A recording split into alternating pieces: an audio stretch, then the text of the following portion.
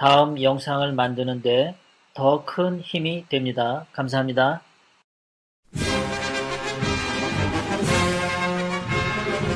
근데 김사랑님이 늦게 오셨잖아요. 지금 근데 우리 김사랑님이 이제 늦게 오시는 동안 제가 무슨 일이 있었을까 페이스북을 확인을 해봤는데 뭐 물론 저랑도 계속 톡을 주고받으셨고 전화를 했고 자신의 페이스북에도 오늘 출연한다고 알리셨고 펑크 내실 분이 아닌데 늦게 오셨단 말입니다.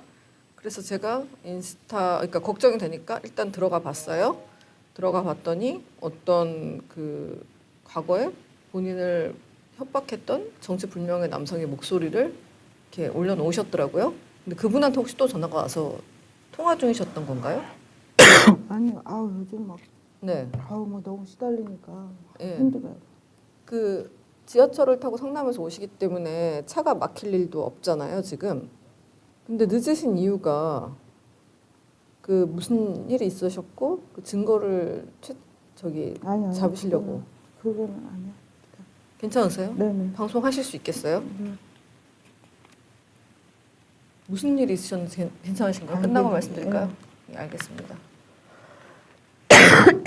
많은 분들 기다려 주셔서 감사하고요.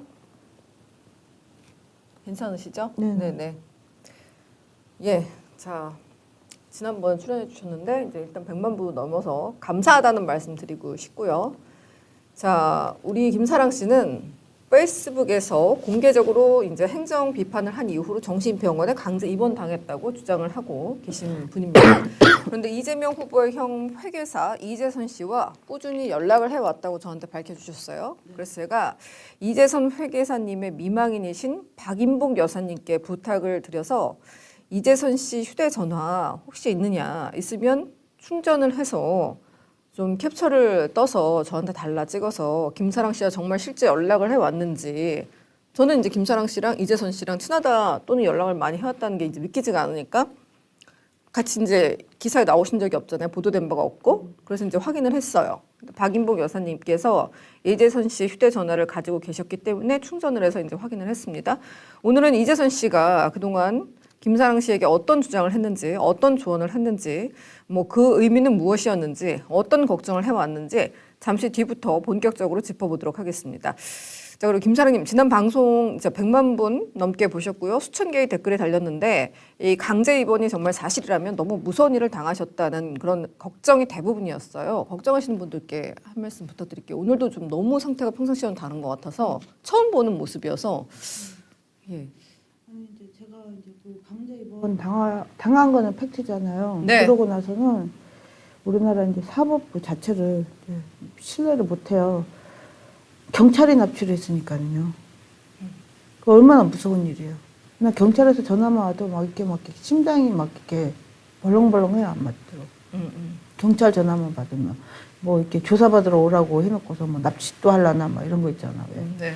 그런 것들 때문에 잠을 못 자요. 막. 아직도 경찰이라고 하면 무섭다. 예. 경찰이 무섭다. 트라우마에 시달리죠. 민중의 뭐 지팡이인 줄 알았었는데 뭐 이거는 완전히 뭐 인신매매범이나 다름없으니까. 네. 그 부분도 다시 짚어보도록 하겠습니다. 오늘 방송 전에 드릴 말씀이 짧게 있어요. 제가 발언이 많다고 하시는 분 많은데 검증이나 상대 측의 주장을 함께 소개하지 않는 경우에는 제가 고소당해서 이 방송 접어야 됩니다. 내일부터 여러분과 빠이빠이예요. 그러니까 기자 설명 많은 점은 이해해 주시기 바랍니다. 나름 정말 법률적 검토를 많이 해서 하고 있습니다.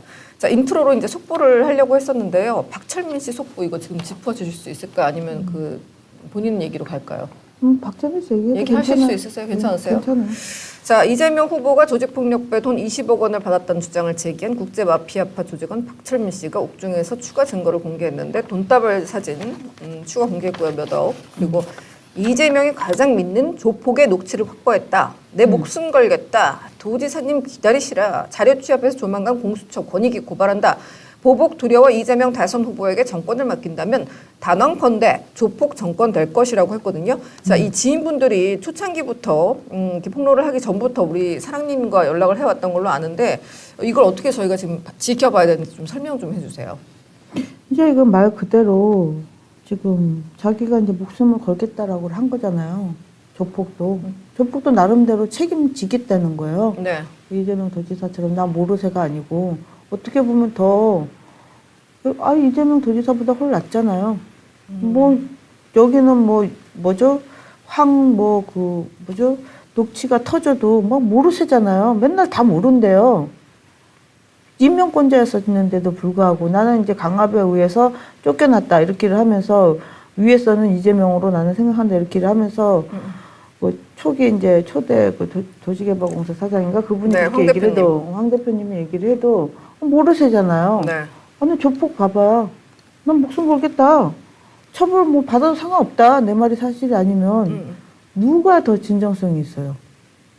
그 같은 그리고 이게 딱 터지고 나니까 이재명 쪽에서는 막 그 박철민이의 전과 이런 거 막 공개를 아니 자기가 조폭이랬는데 전과가 없는 게 이상한 거 아니에요? 네, 그렇죠. 조폭이 근데 처음에 또 조폭이 또 아니라는 얘기가 있었잖아요. 또. 근데 그 네. 이준석이가 발언한 기사를 보면 아 조폭은 맞는데 이제 또 딱 발뺌들 하잖아요. 조폭은 맞는데 그다지 나하고 친하지가 않다. 뭐 이런 식으로 또 하고 있잖아요. 남부경찰청 내가 그러잖아 경찰이 무섭다고. 남부경찰청장이 조폭이 아니래요. 그거를 나중에 수정하기로는 사실은 지금 현재 관리 대상은 아니었고 과거 조폭은 또 맞다는 아, 이런 과거 입장을 조폭이 내긴 조폭이지 했죠. 그러면은 네. 아니 한 번 조폭이지 그럼 뭐예요? 그러면 그럼 박철민이가 의사예요? 그럼 웃기는 얘기들이죠.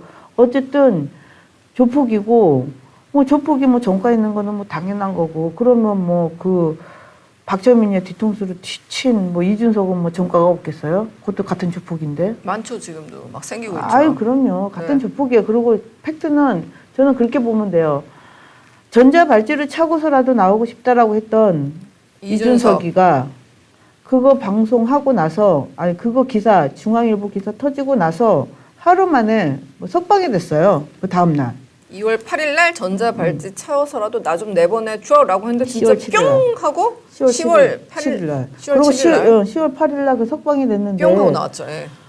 석방되고 나서 헛소리를 하고 있는 거잖아 지금. 전자발찌를 차고 이게 나왔으니까 자기가 원하던 그렇게 나오고 싶던 걸로 갑자기 딱 나왔어요. 아니 그러고 뒤통수 친 이준석의 말이 신뢰가 가냐 아니면은 이걸 폭로한 박철민의 말이 신뢰가 가느냐 이건데 네. 누가 보더라도 이거는 뭔가 딜이 들어갔으니까 나왔으려니 생각하는 거 아니에요? 7년짜리가 어떻게 갑자기 나와요? 그리고 또 그 이준석이를 지금 변호하고 있는 변호인단도 살펴봐야지 될 문제고 그렇다고 저는 봐요. 누구 말이 신뢰가 그러니까 오죽 박철민도 억울해요. 아니 왜 내 전과만 부각시키느냐 상대방은 전과 없냐 네. 그 얘기를 했잖아요. 저는요, 근데 두 분 다 거짓말이라고 해도 이런 분들이 참 성남과 관련된 일을 하고 성남에 이런 분들이 많이 있다는 걸 알게 된 것만으로도 이제 제 판단에 저한테 전화가 왔어요. 뭐라고요? 성남에는 일단 종합시장파하고 네. 국제파하고 이제 두 가지 부류로 나누잖아요. 이렇게 조폭이 네. 종합시장파에 계셨던 분이 연락이 왔고 동네가 좁으니까 물어봤대요. 물어봤더니 철문이 국제파 맞다. 네. 이렇게 그런 얘기를 들었다는 거예요. 같은 이제 그 국제파 이제 오야이신 분한테 그러고 이제 그렇게 뒤집어 썼는데 준석이가 그렇게 나오는데 그쪽도 이제 황당히 하는 거죠. 이중 플레이를 해서 열이 받는데 이중 플레이를 했다는 거죠. 그러니 그 증거가 있느냐 했더니 공개를 하겠다라고 했다는데 지켜봐야지 될 일이죠. 박철민 씨는 이준석 씨한테 뒤통수를 맞았다. 그러니까 이준석은 이제 이중 네. 플레이를 했다는 거죠. 이제 네. 이게 박철민의 주장에 따르면 예. 이중 플레이를 한 것 같다 이건 거예요. 나한테는 폭로해달라고 그러고 예. 이제 그 뒤로는 이제 이재명 측하고 그 뒤를 보면서 그렇게 자기 혼자 쏙 빠져나온 거 아닌가. 그래서 격분하고 있다라는 소리예요. 그쪽 소리에 따르면. 2주 안에 공개를 하겠다고 했으니 하겠죠. 어떻게 나오게 됐고 왜 박철민 씨는 솔직히 움직일 이유가 없거든요. 6개월 뒤면 나오는 사람이고 집안도 아버님이 또 이제 케어를 잘 하려고 하는 것 같고 굳이 무리를 해서 이렇게까지 망신스럽게 무리를 하면서까지 나오고 싶어 했던 거는 이준석 아니에요. 그렇죠. 이준석 씨가 나오고 싶어 했다는 기사는 정말 많더라고요. 네, 그래서 이준석이가 나오고 싶어 했는데 아주 그냥 다 폭로하겠다라고 하고 나서 전자발찌를 차고서라도 나오겠다고 하고 나서 나왔잖아요 실상. 네, 그렇죠. 많이 나왔더라고요.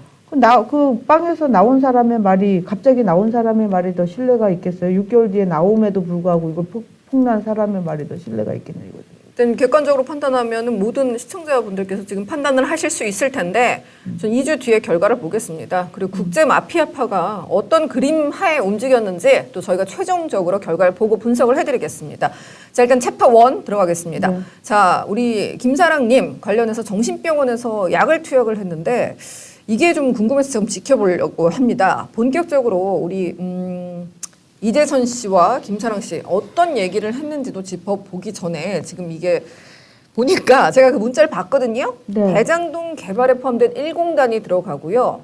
또 성남시 지금 운영 제대로 되고 있느냐 걱정 많이 들어가고요. 정신병원이 언급이 되더라고요. 그 문자를 보니까. 그래서 제가 정신병원 이거 다시 짚어야겠다. 이거 그냥 넘어갈 문제가 아니다 싶었습니다. 저는 솔직히 그것 때문에 요즘에 잠을 못 자는 왜요? 사람이에요. 아니, 난 한 번 납치를 당했었으니까 이 대권 후보 돼가지고 하면 또 이런 식으로 공권력 이용해서 납치할까봐 얼마나 내가 쫄고 있어. 나 지금 요즘 바들바들 떨어요. 근데 이제 일단 우리 사랑님 사건에는 이재선 지사가 확실하게 같이 연관이 돼 있다는 증거는 없습니다. 일단 하지만 경찰은 잘못을 어느 정도 서류상의 잘못을 했다는 거는 저 팩시와의 통화에서 잘못을 인정한 바가 있죠. 그리고 아직 우리한테 고소 안 들어왔죠. 근데 저는 고소 하나 받았어요. 어떤 분이 뭐 왜 고소를 했는지 모르는데 고소 하나 받았어요.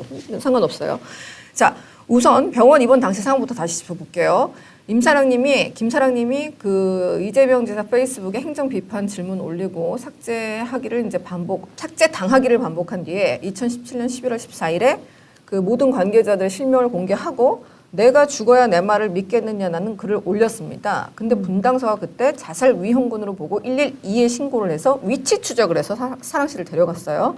자, 지난 방송에서 제가 경찰의 전화번호를 확인을 해서 최초 녹취 방송도 했고 거기서 서류 미비하다는 거 인정 자기들이 했죠. 예, 그리고 나서 저한테 수정해달라는 요청 안 들어왔습니다. 그리고 그래서 김사랑 씨 모시고 방송을 할 수 있었던 근거가 됐습니다. 백시니까요.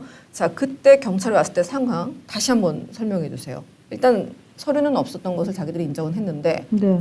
들이닥쳐서 친구네 집에 가는 길이었고 그때 자살 시도 경향이 굉장히 강하다는 정신과 의사의 진단서를 봤는데 그런 상황이었는지 잠깐 짧게 전혀 그것도 부탁드릴게요. 아니고 치킨 먹으러 가는 사람이 뭘 자살을 하겠어요. 아니, 난 말 그대로 치킨을 먹으러 가고 있었다니까요. 네. 나는 그날 억울하다는 거지. 그거는 자살하겠다는 게 아니에요. 하도 편파 수사에 시달리니까.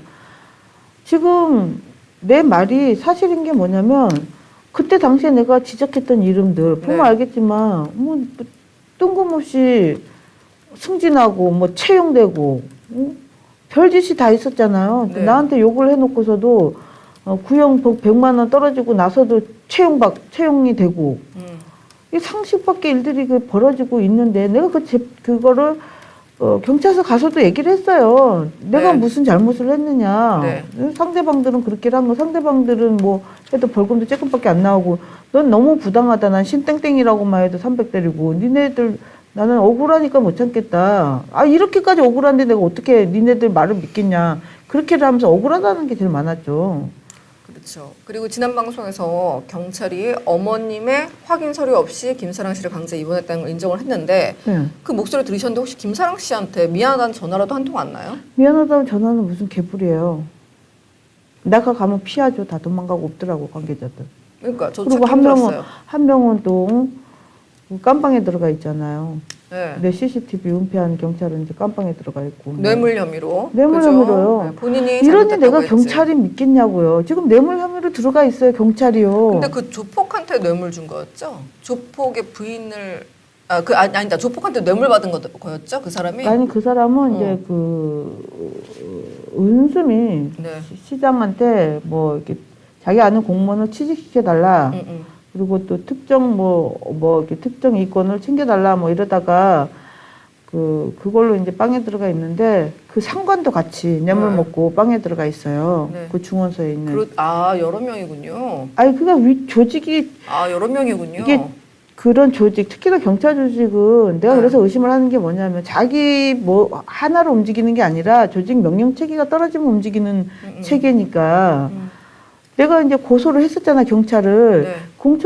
경찰을 고소한 거를 불기소 처분 내린 것도 CCTV를 은폐한 그 중원서에 김땡땡 그 경찰이란 말이에요. 그 김땡땡 경찰이 CCTV도 은폐하면서 안 내줬고, 내가 경찰을 고소한 것도 기각 처리시켜버렸고, 그러다가 결국은, 원수미 쪽에다가 자료 유출하고 뭐하고 하다가 이번에 빵에 들어갔잖아요. 네. CCTV를 은폐한 것은 아니고 일단은 안 내줬죠. 비공개, 법원이 비공개로 한다. 아니, 경찰한테 다 처음에, 없앤다. 다 아니, 그러니까 없앤다. 네. 경찰한테 처음에 이제 김땡땡이한테 처음에 가가지고 해달라 막 했는데 또 늦게 가면서 내가 신청을 했는데도 불구하고 이게 안 가지고 오려고 작정을 하더라고요. 그래서 내가 말이 딱 당일날 되니까 다시 했더니 뭐 어쩌고저쩌고 하니까 또 당장 다운받아 와라. 지금 장난하냐고 내가 그랬어요. 다운 신청을 해놔도 안 하려고 하더라니까 그렇게 뭉개려고 그랬어요. 결국 했죠. 그래서 내가 이제 그러면 내가 봐야 되겠다. 볼 필요가 없대요. 절대 보면 안 된대요. 못 보셨잖아요, 결국. 안 보여줬죠, 그거를. 그래서 경찰을 고소하게 됐는데 그 경찰 고소한 건도 그 김땡땡이가 불기소 처분을 해버린 거죠. 그렇죠. 다 같은 경찰이니까. 네. 근데 그리고 걔는 빵에 들어가 있고. 그럼 자신들은 이거를 뭐 정당한 절차를 거쳐서 폐기 처분한다라고 아예 그냥 아예. 통보를 한 걸 제가 봤는데 아니요. 그 부분은 제가 왜 그런 결과를 내렸는지에 대해서는 취재를 못했기 때문에 여기서 말씀을 못 드리겠습니다. 근데 일단 CCTV는 그 납치됐을 때가 있었고 또 병원에서 CCTV는 있었는데 병원 CCTV 보셨거든요. 병원 CCTV 한 장 있는데 좀 보여주시겠습니까, 선생님? 그러니까 또 경찰이 보기만 하라고 그래가지고. 근데 몰래 촬영을 하신 거예요. 네. 그죠? 경찰이 아유 김사랑 씨가 보여달라는 CCTV 여기 있는데요. 저희가 이거 보여드릴게요. 보기만 외부 유출은 하세요. 안 됩니다. 라고 하는데 그걸 몰래 찍으신 거예요. 그렇죠. 그러니까 그죠? 저렇게 또 찍힐까 봐서 네. 그 납치 영상은 아예 보여주지도 않더라니까요. 내가 저러고 나서는 내가 열받아가지고서 난리를 쳤죠. 네. 그러니까 이제 아예 영상을 안 보여주는 거예요. 다운받아가지고 왔음에도 불구하고. 그렇죠. 어딘가는 있을 거예요, 찾으려면. 음. 우리나라 뭐 경찰이 뭐, 대단한 경찰이 아니에요. 자, 저희 팩트를 기반으로 하는 저희 방송이 이 강제 납치 사건을 다루게 된 것은 경찰 녹취 그리고 사랑 씨가 계속 받아놓은 속기록 녹취가 있어요. 경찰이 막 사인을 했다는 거, 엄마 이름을 자기가 막 썼다는 거 그런 자료 다 있었고 그동안에 법적 다툼이 있었기에 가능했습니다. 그동안 정말 홀로 싸워오셨는데 어떤 심경으로 싸워오셨는지 궁금합니다. 세상이 어떤 때예요. 이런 시대에 납치를 당한다는 거 누가 믿겠냐고요. 내가 나도 황당했는데 이거를 알리는 게 제일 힘들었어요. 이 좀 21세기에 경찰이 납치한다는 거. 아니 이거를 알리는 게 제일 힘들어요. 내가 여기까지 오는 절차가 너무 힘들었어요. 아직도 몰라요. 그래서 전 국민이 반드시 알아야지 된다는 거예요. 좀 왜냐면 좀 이런 짓을 저질러 놓고 아니 누구는 대권 후보로 나온다는데 나 겁이 안 나겠냐고요. 일단 이재명 씨와의 연관성은 확인된 것이 없습니다. 또한 이제 김사랑 씨가 납치라고 주장하시는 이유를 확인해 보도록 하겠습니다. 경찰은 절차에 의한 것이었다고 주장하고 있습니다. 자, 병원 다시 모습 보여주시기 바랍니다. 제가 지금 궁금한 것이 약물 투여 부분입니다. 진단서에 적힌 약물을 보았습니다. 자살의 위험이 있다라고 명백하게 되어 있어요. 자살 시도하신 적 있습니까? 아니, 그러니까 내가 CCTV를 그들이 왜 안 내놓느냐는 거예요. 나는 자살을 할 목적도 없었고 말 그대로 치킨 먹으러 가는 사람인데 자기네가 당당하면 CCTV를 까면 되잖아요. 네. 내가 거기가 내가 요번에 젊은 시각인가 그 유튜브가 와가지고 내가 자살 장소를 보여줬어요. 네네. 자살을 자기네들 아니 그게 그냥 길거리예요. 길거리에서 내가 미치지 않고서야 치킨 먹으러 가다가 느닷없이 뭘 해요? 그리고 흉기가 있어요? 뭐가 있어요? 거기가 높은 데요? 뭐요? 그냥 길거리인데. 근데 수이사이달 자살의 위험이 계속 반복돼서 나옵니다. 그거는 그리고 거짓말이야. 김사랑 씨는 프로그램의 이동 제한이 된다. 그 이유는 자살 시도 위험이 높기 때문이다. 자살 시도에 각별히 유의해서 관찰해 달라라는 자살이라는 말이 아니, 계속 나옵니다. 자살 시도를 한 게 뭐가 있냐는 거예요. 그 칼을 들고 있었어요. 그러니까 어디 좀 손목에 이런 데 아무것도 그으시거나. 없다니까요. 자기네들이 네. 약물 투여해가지고 시퍼렇게 먹는 팔은 내가 찍어놔줘. 하도 열이 받으니까. 나는 아무렇지도 않은 사람 데리고 가가지고서는 그런 이상한 약물을 이게 내가 이렇게 혈관이 약하니까 네. 다 터져가지고 나중에 여기 시퍼렇게 다 됐었어요. 그거는 내가 찍어 올렸죠. 하도 황당해서. 근데 약물 투여를 했단 말입니다. 제가 그래서 약물을 이번에는 검색을 해봤어요. 이것도 어떻게 확보를 하고 계시더라고요. 자신에 대한 진료 기록을 다 아니, 근데 확보하셨습니다. 가가지고 그 난리를 쳐가지고 이거 겨우 받아낸 거죠. 안 주려고 그러더라니까요. 아니 본인인데 왜 하죠? 본인인데도 안 주려고 그러니까 내가 그러니 내가 얼마나 미치고 팔짝 뛰었겠어요. 내가 갔음에도 불구하고. 자, 병원에서 공식적으로 받은 서류입니다. 할리페돌 주사와 아티반 주사가 들어갔어요. 약 경구 투약. 이렇게 스스로 먹는 것도 아니고 주사를 찌른 겁니다. 주사가 들어왔습니다. 제가 그 네이버에 검색을 해봤는데 주사는 검색이 안 돼요. 왜냐면 일반인들한테는 접근할 필요도 없는 거니까. 대신에 할로펠리돌이라는 게 이제 자기가 이제 손으로 먹는 알약이 있더라고요. 그래서 그 알약은 검색을 해봤어요. 주사에 대한 정보는 이제 찾을 수도 없어요. 찾아봤더니 이게 할로펠리돌이 조현병, 정신분열증, 미친 사람한테 쓴다는 거예요. 양극성 장애와 관련된 조증 사파, 정신병적 장애의 증상. 굉장히 좀 심각한 단계에서 투약하는 약이더라고요. 근데 이게 주사로 들어간 거죠. 네. 혹시 알고 계셨습니까? 아니 나는 몰랐죠. 영양제라고 속여가지고는 저런 주사를 놓은 거라니까요. 당신에게 어떠한 뭐 영양제가 아닌 정신적 치료를 하는 약이 들어갈 것이다. 굉장히 강력한 약이 들어갈 것이다. 아니 그래서 내가 너무 기분이 안 좋은 게 뭐냐면 진짜 이게 사람이 갈 곳이 아니라는 게 뭐냐면 식사 안 하셨죠? 딱 이러는 거예요. 그랬더니 네 이랬더니 이게 영양제예요. 내가 안 맞겠다고 그랬어요. 아니 이거 나 필요 없다고 그랬더니 포승줄로 또 묶는데요. 거기만 네. 뻑하면 묶는다고 그래요. 네. 그래서 어쩔 수 없이 포승줄로 안 묶이려고 그거 맞은 거예요. 그 영양제라고 속여서 그렇게 놨다니까요. 식사를 안 하셨죠? 이러더니. 난 지금도 공포스러워. 이렇게. 그 과정에서 저항하는 모습이 찍히거나 이런 거는 그리고 없었고. 그거 네. 저거 촬영할 적에 목격자가 있어. CCTV를 보면 같이 그 경찰서에 가서. 맞죠. 저도 봤어요. 어떤 분이 인터넷에 글 올리신 분 봤는데 나는 김사랑 씨가 이걸 봤을 때 유일하게 함께 봤던 사람이다라고 하는 분. 누구시죠? 아니 그때 이제 이거 하러 갈 때 그때 뭐 시민단체 저기라고 해가지고 와서 시민단체니까 네. 시민단체에서 왔으니까 보여달라고를 하니까 아. 어쩔 수 없이 그 같이 보게 된 거예요. 경찰이 막 눈치 보다가 절대 찍으시면 안 돼요. 시민단체. 네, 와서. 시민단체에서 네. 왔다 그러니까. 그래서 하니까 자기가 봐도 기가 막히잖아요. 네. 내가 무슨 뭐 발작 증세가 있어요, 뭐가 있어요. 여기서 딱딱 잡혀가지고 그냥 끌려간 건데 네. 어디로 끌고 가는지도 모르는데 정신병원이라고 마크가 있으면 뭐 발악이라도 하는데 아무것도 없었다니까요. 그냥 네. 뭐 먼 땡땡 병원 이렇게. 네네. 그러니까 나는 그긴지도 몰랐어요. 그냥 가만히 있었어요, 그냥. 이거는 자기들이 다 지어낸 소리예요. 그래서 CCTV만 확보가 되면 그게 왜 안 주겠냐는 거예요. 그렇게 달라요. 난동을 부리거나 막 아이, 자해하거나 자살을 시도하거나 이런 액션 없다 전혀. 네, 그리고 그거 직접 같이 본 사람 증언도 그렇게 얘기를 하잖아요. 그래서 깜짝 놀랐대잖아요. 보건복지위나 뭐 여기 지역구의 김은혜 의원님이신가 뭐 의원님들은 가서 이제 확인하면 본인 입회하에 자료 유출 안 하고 자기 눈으로 볼 수 있는데 뭐 하고 계신지 모르겠네요. 제가 진짜 이 말은 안 하려고 했는데 또 약이 들어갑니다. 아티반 주사라는 거예요. 아티반 주사가 뭔가 찾아봤습니다. 벤조디아제핀 계열에 속하는 약물로 뇌에서 신경 흥분을 억제해서 불안 및 긴장을 감소시킨대요. 근데 이게 약물 의존성과 오남용 위험이 있어서 향정신성 의약품으로 지정돼 있다고 합니다. 그러니까 두 개가 같이 또 하면 안 되는 걸로 알고 있어요. 네. 두 가지 약. 그래요. 네. 고용량 또는 장기 투여했을 때 갑자기 투약을 중단하면 불면, 환각, 불안, 금당 증상이 나타날 수 있다. 그렇기 때문에 투여를 한번 하면 중단할 경우에는 천천히 줄여야 된다. 이런 설명까지 있더라고요.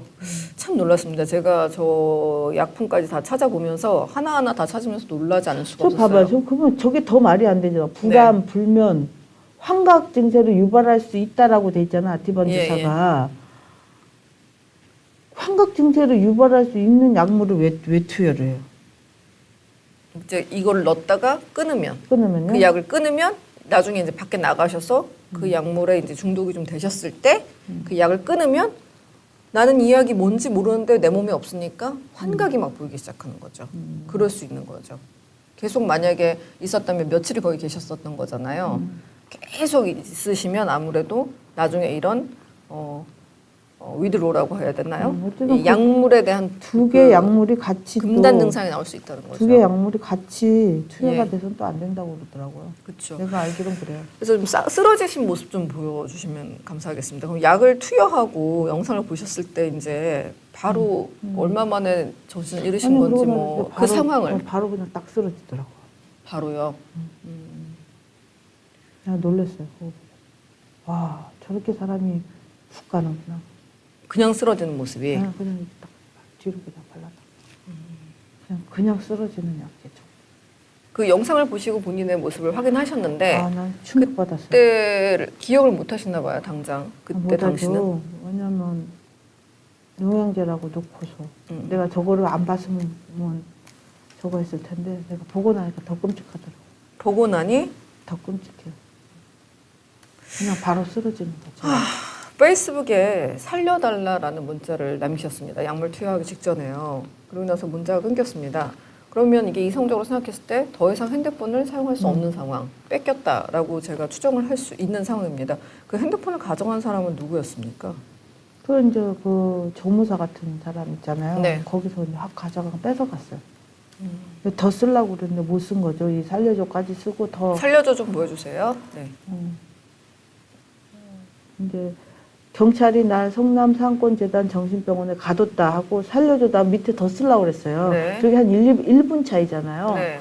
더 밑에 쓰려고 그랬는데 문이 발칵 열리고 그냥 확 뺏어간 거예요. 뺏겨서 못 쓴 거예요. 더 쓰려고 그래도.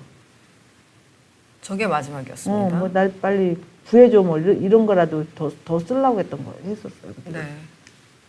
뺏긴 거예요. 그래서 분당경찰서가 또 나오잖아요. 그냥 편파수사 분당경찰서. 그날 우리 김사랑님이 저런 글을 분당경찰서에 관련된 글을 올렸는데 뭔가 투쟁의 의지는 보이지만 자살은 잘 모르겠어요. 그러고 나서 이제 살려줘 그러면서 마무리되고 친구분들이 찾으러 오시고 그죠? 자 경찰을 그때 이제 상황을 정리하고 있는 경찰을 찾았죠. 녹취 한번 잠깐 다시 듣고 오겠습니다.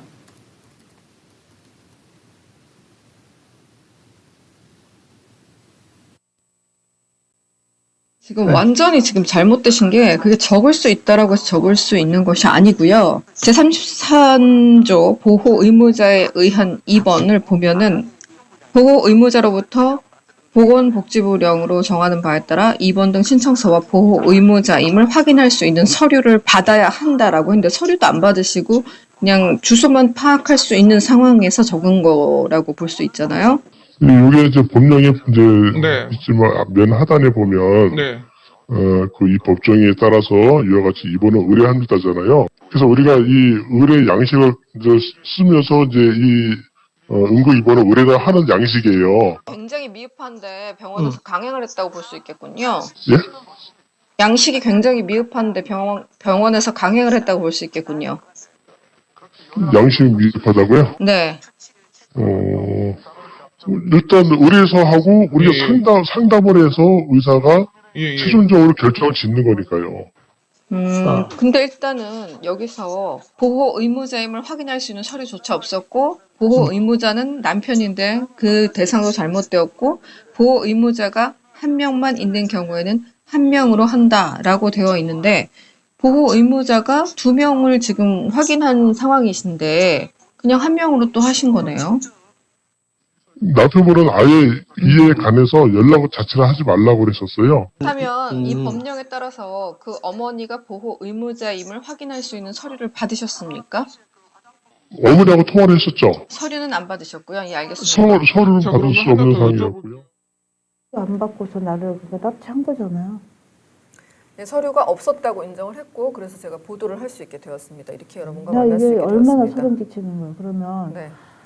아니 자기네들 맘대로 집어넣었다는 거 인정하는 거잖아요. 저 목소리 자체가. 법령이 그렇게 돼 있는데도 불구하고 법령을 하나도 지키지도 않았다는 거잖아요. 나 이거 진짜 울어도 돼요. 나 진짜 아우 속상해가지고 진짜. 그리고 처벌받은 놈이 한 명도 없어요. 나 진짜 이게 아니 저렇게 법을 경찰이 안 지키는데 남을 납치해가지고 자기네들도 그 법령이 있는 걸 알면서도 그렇게 해놓고서는 처벌을 안 받는다는 게 이게 말이 되냐고요. 이거 나만의 일일 것 같아요. 이런 자가 지금 대통령이 된다는데 비판하면? 그럼 여기 김미선 씨도 저렇게 해서 그냥 납치해가지고 가면 저런 답변 들으면 기분이 어떻겠어요, 진짜. 억장이 안 무너지겠어요, 저게? 저게 경찰이 할 소리예요, 저게?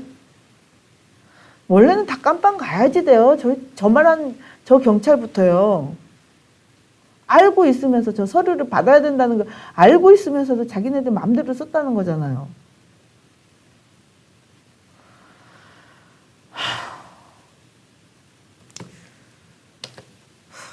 아니, 그래서 내가 이거는 진짜 내가 목숨 걸고 나온다는 게 이 말인 거예요. 나 같은 피해자 계속 생길 거니까. 너무 뻔뻔하잖아요. 누구 백 믿고 저럴 것도 다 있겠어요. 쟤들은 지금 딱 한 사람 이재명만 대통령 되기를 바라고 있을 거 아니에요. 자기네들 죄 다 덮을 수 있을 거다 생각하고. 그러면 저 같은 피해자 더 생기죠. 네, 경찰의 행동과 이 지사와의 연관성은 지금 밝혀진 것은 전혀 없습니다. 하지만 그 김사랑 씨가 말씀하시는 거는 이재명 지사와 관련된 그 성남시의 의정 활동을 성남시의 행정 활동에 대해서 비판을 했다는 글을 올렸기 때문에 본인은 그리고 또 관계자들 성남시의 직역을 다 적었잖아. 그리고 이재명이라는 이름도 그때 당시에 다 적었어요. 그때 그게 다 있는지 모르겠지만 보면 알겠지만 그 안에 몸통은 이재명이라고 내가 다 적어놨었어. 그날 일 실명을 다 깐 거야 그냥. 그 측근들의 이름을 굉장히 많이 측근 공개를 이름하고. 했는데 공교롭게 그런 일이 벌어졌기 때문에 이제 좀 그렇죠. 경찰 이 방송 보신다면 입장을 좀 밝혀 주십사. 당연히 김사랑 씨 활동하고 계시는 거 알 텐데 입장 좀 시원하게 밝혀 주십사. 자, 두 번째 챕터로 넘어가겠습니다. 괜찮으세요? 밝힐 게 정말 많은데. 네.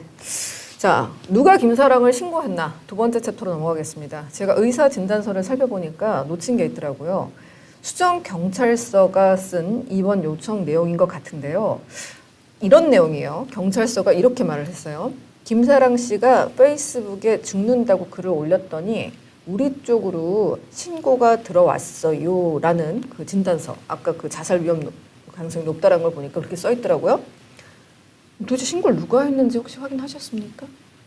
아니. 경찰에 신고를 한 사람이 있는 우리 거예요. 쪽으로 신고가 들어왔다고. 아니요, 저거는 네. 분당경찰서 서땡땡 그 경찰이 신고를 했다고 그러더라고요. 아, 그것도 본인이. 분당경찰서 본인이? 분당경찰서에 출석하라고 한 날이었었잖아요. 아, 예. 그 분당경찰서 서땡땡이가 네. 나를 실종 처리를 했다는 거야, 바로. 그러면 위치를 파악할 수 있으니까 어디 계신지. 그래서 분당이 파악하여 수정경찰서에 신고를 해서 찾아달라. 아니, 그거 왜 네. 그렇게 친절해요? 그러네요. 지들이 뭔데? 자기네가 그리고 실종이란 단어 있잖아요. 그 여러분들 잘 모르는데 저는 실종 대상이 아니에요. 아니, 사실 영화나 드라마 같은 거 보면 그러잖아요. 우리 애가 실종됐어요. 그러면 어머니 성인이 어딜 가겠습니까? 하루 이틀 더 기다려보세요. 이틀 3일 기다리고 그러는 거 아니에요 원래? 아니 그 실종은요 기가 막혔어. 영유아들 있죠. 네. 영유아들한테 대상이에요. 이게 실종이라는 말은 성인한테는 저게 해당 사항이 아니에요. 그러니까 저 실종도 말이 안 되는 거예요.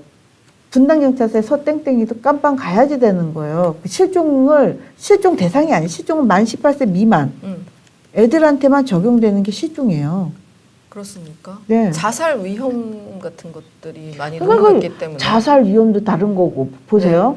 실종 처리도 다른 거예요. 네. 이게 또 자기네들이 말이 안 되는 걸 계속 주장하다 보니까 저 자살 위험. 근데 애들한테 해당되는 거예요. 그 실종은. 자, 질문 짧게 드릴게요. SNS에 실제적인 자살 암시를 했다고 하는데 사실 그날은 폭로글이 더 많았던 것이고. 아니 자살하겠다고가 아니에요. 폭로한다고 그랬어요. 그리고 니들. 또한 자해와 타해의 위험이 높다. 그러니까 나를 해치거나 누군가를 해칠 위험이 높다고 본 건데 이전에 누구 때리거나 혹시 자해하신 전과나 그런 병원 기록 있으십니까? 전혀 없으시다.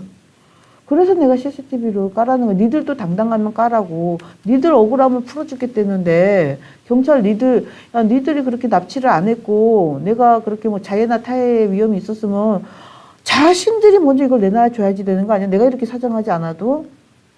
야, 정말 저 여자 죽으려고 칼로 그었어 이러면 그 영상이 다 나올 거 아니에요. 알겠습니다. 자, 이 병원 관련해서는 그 반대쪽의 의견 말씀드리겠습니다. 병원 측과 통화를 했는데 사실과 다른 주장을 김사랑 씨가 하고 있어서 자신들도 피해를 입었으며 구체적인 내용에 대해서는 밝힐 의무가 없다는 입장을 들을 수 있었습니다. 그리고 이재명 지사의 입장을 다시 한번 정확히 정리해드리겠습니다. 2018년 이재명 지사는 김사랑 씨에 대해 허위사실 명예훼손으로 벌금형이 확정된 바 있으며 경찰은 청장 지휘하에 있어 시장과는 관련이 없다. 이것은 소설이며 악의적 유포에 대해서는 더 적극적으로 대처할 예정이다라고 밝힌 바 있습니다. 자, 이후 고소 받으신 적 있나요? 없어요. 알겠습니다. 자, 챕터 세 번째로 넘어가겠습니다. 이재선 씨와 문자를 나눈 것을 제가 확인을 했습니다. 그 민망인을 통해서요.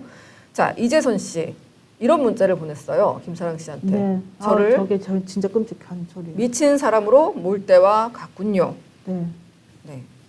이거 안 끔찍하세요? 나는 저거 그냥 받았을 적에도 납치될 거라고 상상도 안 했었어요. 그래서 내가 항상 의심하는 거예요.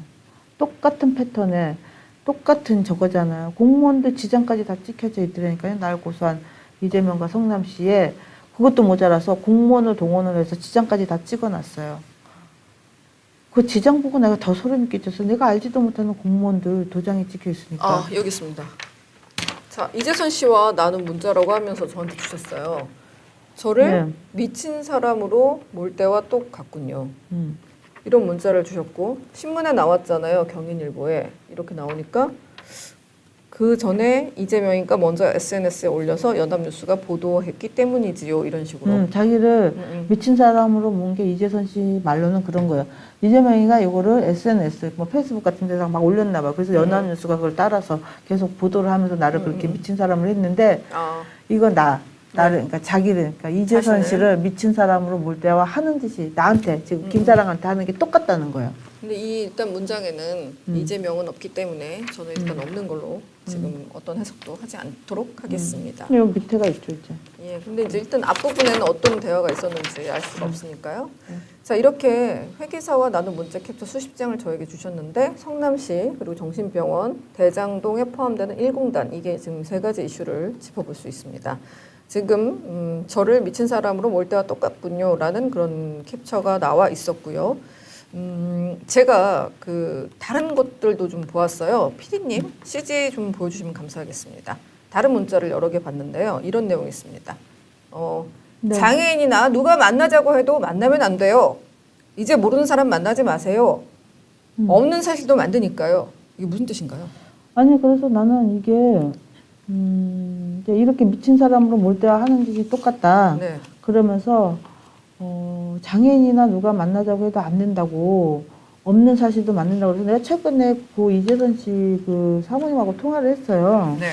혹시 그 나한테 이런 문자가 있었는데 뭐 좀 장애인한테 뭐 피해받은 게 있냐 했더니 네. 내가 한참 이거 폭로하고 할 적에 그 장애인 단체가 네. 그 사무실까지 오고 막 난리를 친 적이 있었다고 네. 그렇게 말씀을 하시더라고요. 예. 그래서 아마 이 장애인 관변단체도 그쪽에서 그렇게 하는 것이 아닌가 이렇게를 뭐 추측을 하시더라고요. 그 얼마나 이게 학을 뗐으면 저한테 이렇게 이런 문자까지를 보냈겠어요. 김사랑님은 그쪽 네이버 밴드 상인연합회에서 리더, 그러니까 이제 단톡방 장같이 활동을 하시니까 뭔가 문제가 있으면 해결해달라 뭐 이런 식으로 이런 홍반장 같은 역할을 하시니까 많은 분들이 장애인 같은 분들이 이제 뭐 도와달라 이런 걸 개선해달라라고 말할 수 있는데 그런 만남에도 응하지 말라라는 그런 어쨌든 뭐 장애인 단체나 뭐 이런 쪽에 하여튼 본인이 뭔가 이게 그 이재선 씨는 그쪽이 이제 이재명이 보낸 관변단체라고 생각을 하는 거예요. 그러니까 그 만나게 해서 없는 사실도 만든다거나 일을 엮은다는 거예요. 이재선 씨 말로는. 그러니까 절대로 아는 사람 외에는 만나지 말라고, 모르는 사람 만나지 말라고. 장애인도, 특히 장애인은 좀 소외된 계층이니까 특히 이제 우리 같이 좀 정의감이 있는 사람들 입장에서는 만나자고 그러면 뭐 아프신 분인데 이래가지고 보게 되잖아요. 근데 얼마나 뒤였으면 저런 문자까지를 한 거예요. 근데 저희가 생각하는 이재선 씨는 좀 거칠고 또 이재명 지사와 함께 투쟁을 같이 해온 운동권에 좀 거칠고 과격한 이미지가 좀 남아 있는데 실제는 좀 저렇게 걱정해 주시는 거 보니까 다른 사람이었던 것 같아요. 지난번에도 마지막에 이재선 씨 얘기를 하면서 갑자기 좀 눈물을 지으셔서 제가 한번 이쪽을 더 취재를 해봤거든요. 어떤 분이셨습니까? 이재선 씨가 얘기를 하려면 되게 마음이 아픈데 가정적이에요, 굉장히. 되게 가정적이고 이제 몰래 그때 당시에도 이유를 몰래 했었어요. 그러면서 집사람이 알까봐 굉장히 걱정을 하더라고요. 왜냐하면 이제 우리 집사람이 또 내가 SNS를 하고 있는 걸 보면 이제 또 신경 쓰고 또 다시 아플까봐 걱정을 많이 한대요. 근데 이제 자기가 못 참겠다고 그러더라고요. 하도 거짓말만 하고 이러니까 저런 놈 대권 후보도 되고 하면 나라 망한다고 이제 난리도 치고 이랬는데 책도 많이 읽으시고 보면 이제 굉장히 좀 뭐라 그러죠? 성격이 좀 의로워요. 굉장히 거치고 그런 게 아니라니까요. 근데 생사람을 미친 사람으로 막 이렇게 몰아가면 미치고 파닥 뜰 때가 있어요. 저도 그런데. 아니 멀쩡하게 있는 사람을 막 공권력 동원하고 뭐 공무원들이다 뭐다 뭐 사주해가지고 막 이래 봐봐. 이재선 씨를 몰아갔던 그 과정은 대법원 판결할 적이 다 돼 있어요. 뭐 보건소장 동원해서 뭐 하고 뭐 그런 모든 걸 겪은 사람이니까. 그럼 맨정신 사람도 어떻게 되겠어요? 그렇게 시달리면 모든 공권력을 다 동원을 해가지고 그렇게 하면은. 그렇죠. 저희가 지금 계속 방송을 이어갈 텐데요. 그 사모님께서 방송 직전에 이재선 씨의 그 미망인께서 방송 직전에 자신이 어떤 문자를 받았는지를 저한테 막 보내주셨어요. 이재선 씨도 받고 그리고 또 사모님도 받고 굉장히 많은 문자를 받았는데 누가 보냈는지는 밝히지 않겠습니다. 일단 다 짚어드릴게요. 그리고 대장동 관련 문자도 많이 주고받았더라고요. 네, 김사랑 맞아요. 씨에게 1공단은 아킬레스건이시죠. 1공단은 어찌할 것인가. 1공단은 민산에서 이길 수 있다. 고발하겠다. 문자를 나누는 시기는 2016년에서 2017년으로 제가 확인을 했습니다. 근데 당시 김사랑 씨는 왜 이재선 씨가 그 대장동 1공단을 계속 얘기하는지 알지 못했다. 그건 당연히 잘 몰랐죠. 아니 나는 467억이 중요했기 때문에 네. 저는 그 상권 활성화 자금 문제로 네. 이제 한 거고 또 저 이재선 시장 형이라고 해놓은 거는 뭐냐면 자기가 이제 전에 시장의 형이었었다고 너무 이제 좀 네네. 그래서 그냥 내가 혹시나 까먹을까 싶어서 옆에는 시장 형이라고도 해놓은 거예요. 그거를 내가 입력을 할 당시에 이재선만 해놓으면 모르잖아요. 그렇죠. 그래서 이제 당시에는 이재명이 성남시장이었으니까 시장형 이렇게 해놓은 거였었어요. 요즘 사실 그 문자 메시지를 캡처해서 저렇게 공개를 해도 조작이다라는 지적이나 주장이 끊이지 않고 있지 않습니까? 그래서 제가 실제 사랑 씨와 고 이재선 씨가 연락을 했는지 확인을 했는데 이재선 씨가 돌아가셨잖아요. 망자가 되셔서 그 미망인인 박인봉 님과 아주 어렵게 연락이 됐습니다. 긴 시간 문자와 전화 드렸고 늦게 진짜 기적적으로 연락이 와서 이후 분석을 하고 준비하는데 시간이 걸려서 화요일이 아닌 수요일에 이렇게 뵙게 됐어요. 돌아가신 이재선 씨의 핸드폰을 충전해서 전원을 켜서 확인을 해달라. 김사랑 씨와 아는 사이가 맞는지 물었는데 진짜 김사랑 씨를 모르고 계시더라고요. 근데 그 이유를 알겠네요. 그 산모님이 걱정하실까봐 김사랑 씨랑 연락하고 있다라는 얘기를 안 하더라고요. 왜냐면 이게 또 이제 큰 거니까. 그래서 자기 집사람한테는 이런 이야기를 얘기를 하지 말아달라고 그랬어요. 근데 자기는 이제 걱정이 되잖아. 시장이다 뭐다 모든 것들이. 그래서 내가 최근에 통화를 해도 저도 최근에 알았어요. 이러면서 자기는 너무 이제 예전에 기자들한테 너무 시달리고 내가 이 말 하면 다른 말로 더 많은 언론으로 확 덮어서 자기 집안을 하도 미친 사람을 만드니까 자기는 이 기자들 전화도 받기가 싫었었대요. 근데 이제 뭐에 좀 마음이 열리셨냐면 이 팩폭 시스터를 봤나 봐요. 그 얘기를 하시더라고 저한테. 그러면서 자기 그런 거를 잘 몰랐고 자기 이제 애기 아빠가 그 골든벨 이렇게 나와가지고 하는 그 영상을 올려줬는데 그게 자기가 너무 그 가슴에 참 아프면서 저기 같다고 그러시더라고. 그래서 마음이 좀 열려가지고 받았다 이렇게 얘기를 하시더라고요. 와 우리 애기 아빠를 우리가 보는 시각에서 이렇게를 비춰주는구나. 그러면서 자기가 그래서 제가 받았어. 안 그러면 안 받으려고 그랬었어요. 그 얘기를 딱 하시더라고요. 그래서 내가 그랬어요. 내가 그 박인복 여사님하고 얘기를 하면서 내가 무슨 얘기를 했냐면 이 얘기를 했어요. 내가 솔직히 뭐 내가 뭐 정치하거나 이런 사람이 아니잖아요. 그래서 그 대장동 사건 내가 먼저 알아서 내가 이렇게 했어요. 이렇게 얘기도 할 수도 있어요. 이재선 씨 다 빼고도. 그건 뭐 나 영웅 되는 거잖아. 근데 이재선 씨가 너무 이제 착하고 마음씨가 그래가지고 항상 내가 그 앞에다가 뒀다고 얘기를 했어요. 이거는 이재선 씨가 먼저 나한테 연락을 해서 이 문제점을 짚어줬었던 분이시다. 이렇게 얘기를 한 거예요. 왜냐하면 이재선 씨가 너무 억울하게 너무 정신병자로 몰렸기 때문에 우리가 알고 있는 그 이재선 씨가 아닌 진짜 이거는 정말로 다시 한번 그 인권이 유린된 있는 이거를 항상 다시 언젠가는 재평가를 받아야지 된다는 그런 의미에서 내가 했다고 그랬더니 자기가 너무 감사하다고 이렇게 얘기를 하더라고요. 우리 애기 아빠는 정말로 사람 좋은 사람이라고 의협심이 많아가지고 불의를 못 참는 것밖에는 없다고. 네. 그래서 내가 항상 그 이재선 씨 얘기를 이제 먼저 한 거예요. 이 문제점이 있고 성남을 그만큼 사랑하고 이게 나중에 어떤 문제가 있을 거라는 거를 이제 알기 때문에 나한테 이제 하고 이 문제는 처음에 제기했던 거는 이재선 씨다. 네. 돌아가셨는데 판을 풀어야 될 거 아니에요. 골든벨 사진을 저희가 이제 지난 나 그거 방송에 그 넣었는데 그거 어떻게 그때 찾았냐고 그러더라고 그때. 인터넷에서 그 젊은 친구들 찾아가지고 올려서 이렇게 아이 같은 모습을 미소를 저기 동영상이거든요. 저작권 때문에 동영상 못 이거 보여드리는데 맞아, 널리 이거 퍼뜨렸으면 보셨다 좋겠어요. 그러더라고요. 네, 근데 이제 아이처럼 웃으시는 모습이 있는데 그 모습이 참 신기하다라고 하면서 이제 저런 분이 그렇게 나쁘진 않을 것이다라는 그런 글이 많이 올라오고 있다. 제가 그 말씀을 이제 했더니 이제 그 영상을 밑에, 보시고 네. 저거를 봤나 봐요. 세상에서 모든 존경보다 값진 것은 아들, 딸에게 존경받는 아버지가 되는 거다. 이 글을 보신 거예요. 그쵸. 예. 이재선 씨가 이런 분이셨거든요, 실제. 그렇죠. 그래서 이제 박인복님과 제가 어렵게 그 연락이 되어서 그 망자가 되신 그 남편분 핸드폰을 제발 충전해서 캡처해달라고 말하기가 저도 참 고통스러웠는데 캡처를 했습니다. 보여주시죠, 피디님. 이재선 씨 핸드폰 그 보내주신 게 있습니다. 그거 말고요. 사모님이 저기에 지금 맞아요. 사모님이 보내주신 건데 저렇게 입력을 하셨구나. 김사랑 씨는 맞아요. NT 이재명이라고 되어 있는데 저기 아니 이게 뭐냐면 제가 저게 맞은 게 제가 당시 살던 데가 이제 은행동에 살았단 말이에요.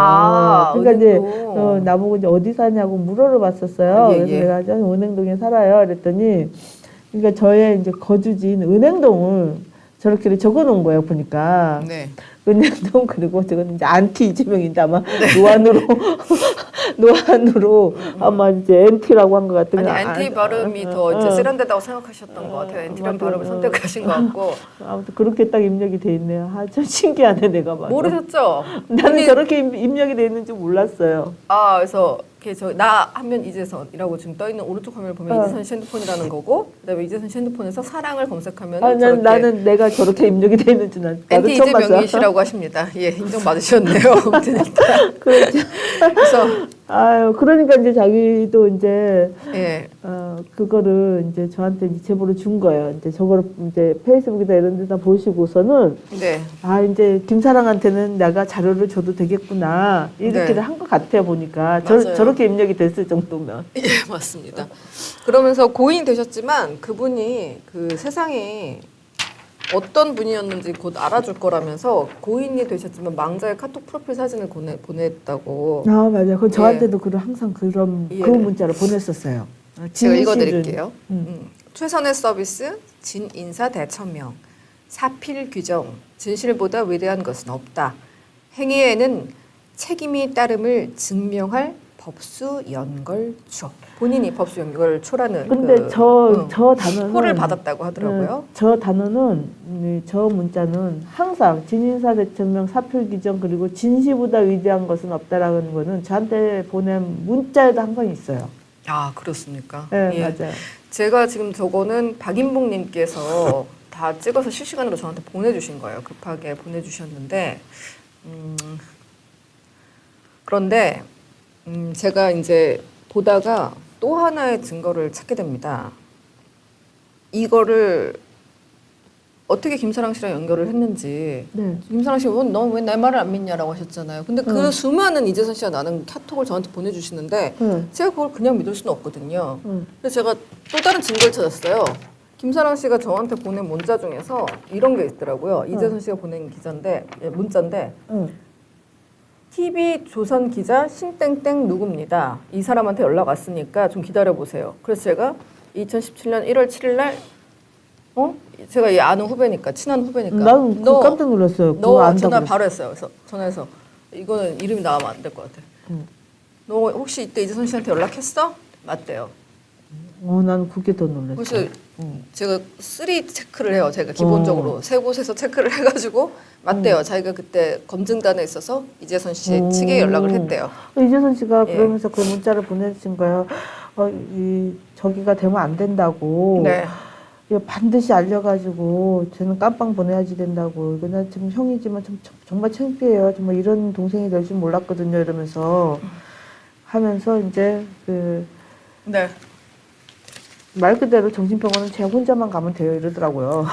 근데 정말 좀 안타까운 게 어떤 거냐면 이게 있었구나. 맞아요. 이러면서 이 기자가 연락이 올 거예요. 이제 자기랑 연락을 다 했다고 그러면서 김사랑 씨 기다려보세요. 이러면서 제 사건도 같이 알려주려고 이렇게 노력을 한 거예요. 그래서 제가 막 전화를 했죠. 이 친구한테. 했더니 신 기자 진짜 그때 있었던 게 맞아? 자기 소속이 지금 검증도 아니었으니까. 그래요? 예. 신기하네요. 예. 그리고 팀과 다 연락한 내용 공유했고 그러면 이렇게 김사랑님이 이게 이재선 씨랑 나눈 톡이라는 걸 저는 믿을 수밖에 없는 거죠. 검증을 했고. 전화번호까지 다 찍어서 주신 거예요, 이거를. 네. 근데 정말 슬픈 건 뭐냐면요. 네. 제가 박인복님에게 이재명 후보에게 어떤 문자를 받으시면서 당하셨느냐, 뭐 이렇게 그 고통을 당하셨느냐, 고통 당했다고 주장을 하니까 문자 좀 달라고 했더니 자신은 고소를 당한 바가 있다고 저한테 문자를 줄 수 없다고 하시는 겁니다. 그래서 신의 한 수라는 그 프로그램을 이제 자기가 거기서 아직도 유튜브에 공개가 돼 있거든요. 본인이 거기에 출연을 해서 막 이런 이제 문자를 받았는데 이런 문자를 받은 것들을 소송을 당했다고 해요. 그다음에 소취하가 들어오는데 결국은 소송을 취한 거예요. 문자를 공개한 거 가지고 고소를 당했으니까 저 김미선을 통해서 문자를 공개하면 김미선도 소송에 당할 거니까 자신이 어떤 문자를 이재명 씨한테 받았는지는 공개하지 않겠다. 그래서 이제 가족을 지키기 위해서 자기는 지키겠다라고 하시면서 소취하서를 보내셨는데 이 사건과 관하여 소를 전부 취하합니다. 이렇게 한 줄짜리 원고 이재명으로부터 한 줄짜리 소취하서가 와서 근데 이것도 사건이 2019년 9월에 마무리됐다고 하네요. 이게 왜 그러냐면 그때 네. 한참 싸웠잖아요. 네. 그러면서 그 이재선 씨의 이제 따님이 그거 올려놨어요. 그 이재선 씨가 돌아가시고 났는데 네. 그 또 몰래 이제 그 장례식을 갔잖아요. 네. 거기서도 제지를 당했단 말이에요. 그래서 이제 그 이재선 씨의 그 따님이 그 올려놨었어요. 뭐라고 올려놨냐면 이렇게 고소도 취하도 안 해놓고서 자기가 마치 무슨 의로운 형제인 것 마냥 그렇게 우리 가족인 아버님 돌아가신 데까지 온 거는 내가 도저히 용서를 못하겠다. 소도 안 취한 거야. 그리고 이 문자라는 것도 마찬가지지만 일방적으로 당하고 몇 년 하면서 그 별소리를 다 들은 문자를 본인이 욕한 문자를 공개도 못하는 이런 세상이 온 거예요. 이게 아마 사실적시에 의한 명예훼손으로 걸었을 거야 아마. 그렇죠. 예. 사실 있는 그대로 해도 내 명예가 훼손된다고 하면 아니 소송을 그게 해야 되니까. 누구의 명예가 훼손되는지 이게 법도 나는 거꾸로 돌아봐야 되는 게 뭐냐면 이 욕을 다 감당하고 다 받은 거는 이재선 씨 와이프예요. 사모님이죠. 욕을 한 건 이재명이에요. 내가 욕을 받아가지고 억울해서 이렇게를 내가 이런 욕을 다 이재명한테 내가 받았어요. 이걸 공개를 했는데 이 사실적시에 의한 명예훼손으로 건다? 이거 진짜 나쁜 놈이에요, 진짜. 박인복 씨께서는 언젠가 세상은 우리 아이들 아버지에 대해서 알 수 있을 것이라고 하면서 이제 여러 사진을 저한테 처음으로 공개를 해주셨고 또한 지금도 가족을 지키기 위해서는 신중한 행동을 할 수밖에 없다라고 말씀을 그분이 또 하셨습니다. 책을 또 그렇게 많이 읽으셨어요. 그래서 좀 책 같은 것도 좀 권유해 주시고. 여러분 여기 찾아보세요. 여기 근데 블로그가 제가 어제 밤에 들어가 보니까 많이 지워져 있던데 책 읽기 법수 연걸초라고 그 이재선의 책 읽기라는 그런 다음 블로그가 있는데 글이 많이 여긴 지워졌고요. 네이버에도 조금 남아 있어요. 근데 책을 뭐 몇백 권 읽으셔서 책에 대한 얘기를 리뷰를 계속 하시더라고요. 아니 책을 몇백 권 정도 읽는 게 아니라 엄청 많이 읽으시는 분이세요. 그래서 예. 이제 항상 나한테도 좀 좋은 책 있으면 그때 권유해주고 뭐 반개문 책도 좀 읽어보라고 그러고 네. 여러 가지 책을 좀 추천하시고 그러시더라고요. 보니까. 그리고 2002년도에 그 렌트카를 운전해서 가족들이랑 같이 미국이랑 캐나다 여행을 갔다 오셨다고 하면서 사진을 많이 보내주셨는데 그 아이들의 표정이라는 것은 위조를 할 수가 없지 않습니까? 그 뭐 몰래 뒤에서 때리거나 뭐 험한 말을 들으면 아이들 표정은 이제 일그러지기 마련인데 전혀 그런 게 없이 너무나 행복하게 환하게 웃는 가족들의 모습을 볼 수 있었어요. 근데 2002년이면은 IMF 지나고 얼마 되지 않아서 다들 많이 힘들 때거든요. 근데 세상을 보여주고 싶어서 이렇게 여행을 좀 많이 이렇게 무리를 해서 추진을 하셨다고 하더라고요. 그리고 우리 김사랑 씨가 저한테 보내주신 칼럼 있죠.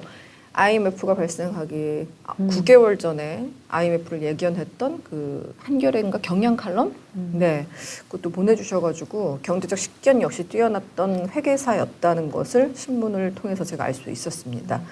이 정도면 저는 보도를 하는 데 있어서 검증은 할 만큼 했다고 보고 뭐 고소는 이번에는 또 들어올려나 모르겠네요. 그리고 이와는 별개로 미망인에게 남편의 핸드폰을 충전해서 좀 확인을 해달라는 것은 너무나 고통스러운 취재였습니다.